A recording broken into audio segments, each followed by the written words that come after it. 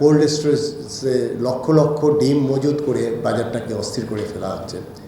অনেক সময় একটা পণ্যের উপরে কেন যেন মানে কি বলবো যে হঠাৎ করে দামটা বাড়িয়ে যায়। সেটা পেঁয়াজের ক্ষেত্রে হতে পারে, আলুর ক্ষেত্রে হতে পারে, সম্প্রতি ডিম নিয়ে হচ্ছে, ব্রয়লার মুরগি নিয়ে হচ্ছে।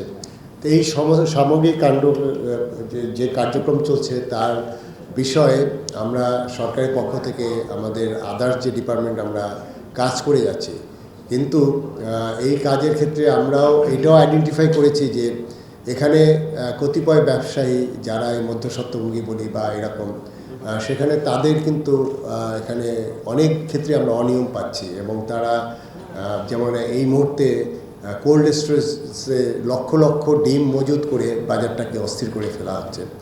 তো এই সব কর্মকাণ্ডে কি হচ্ছে কি যে আমাদের সত্যি কথা, আমাদের যারা বিজনেস কমিউনিটি আছে, আমাদের প্রাইভেট সেক্টর, তারা কিন্তু দেশকে আজকে এই পর্যায়ে নিয়ে আসছে, এটা অস্বীকার করার কিচ্ছু নেই।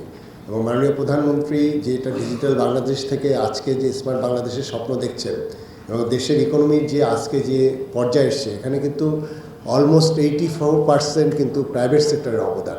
সেখানে আমরা প্রাইভেট সেক্টরকে কিন্তু আমরা অস্বীকার করতে পারবো না।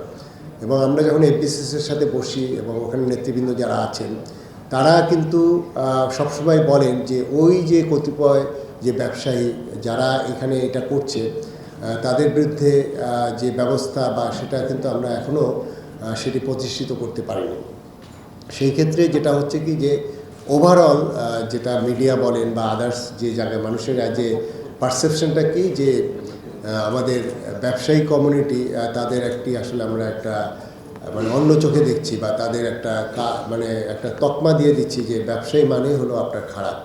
কিন্তু আমরা দেখেছি কাজ করতে গিয়ে, বিশেষ করে বিভিন্ন কর্পোরেট গ্রুপের সাথে আমরা কাজ করছি, সারা বিশ্বে কিন্তু পণ্যে বিশেষ ছাড় দেয়, কিন্তু বাংলাদেশের প্রেক্ষাপট কিন্তু টোটালি উল্টো। এবং বাংলাদেশে কি হচ্ছে যে এই রমজানে যেহেতু আমাদের অনেক প্রোডাক্টের চাহিদা বেড়ে যায়, এই সুযোগে কিন্তু দেখা গেল যে অনেক প্রোডাক্টের দাম কিন্তু বেড়ে যায়। ওই গণ্ডি থেকে যে ব্যবসায়ীরা এই যে দাম বাড়িয়ে দেয়, সেখানে কিন্তু আমরা আহ্বান করেছিলাম, বাণিজ্য মন্ত্রণালয় থেকে আহ্বান করা হয়েছিল, আমরা পার্সোনালি আহ্বান করার ফলে এই রমজানের আগে কিন্তু আমরা বেশ ভালো একটা রেসপন্স পেয়েছি। সেই রেসপন্সটা কি, বেশ কিছু কর্পোরেট গ্রুপ তারা তাদের প্রোডাক্টগুলো বাজারের যে রিটেল প্রাইস তার থেকে 10 থেকে 20% কম দামে তারা সেল করেছে। একইভাবে আমাদের সুপার শপগুলো, অনলাইন যে শপগুলো আছে, তারাও কিন্তু এই রমজান উপলক্ষে বেশ কিছু পণ্য তারা ছাড়কৃত মূল্যে বিক্রি করেছে। এটি আসলে তারা যেটা করেছে এটি একটি প্রতীকী, এটা তো আসলে সমস্ত মানুষের অ্যাক্সেস নেই।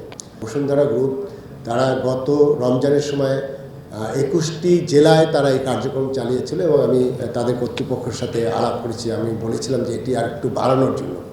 এবং আজকে আমি খুবই আনন্দিত যে বসুন্ধরা গ্রুপ আজকে 64টা জেলায় একযোগে 100টি পয়েন্টে আপনার ট্রাক সেলের মাধ্যমে, যেহেতু সামনে কোরবানি, তার আগে তারা প্রায় 101টি পণ্য বিশেষ ছাড় মূল্যে আপনার এটি মানুষের কাছে পৌঁছে দিচ্ছে।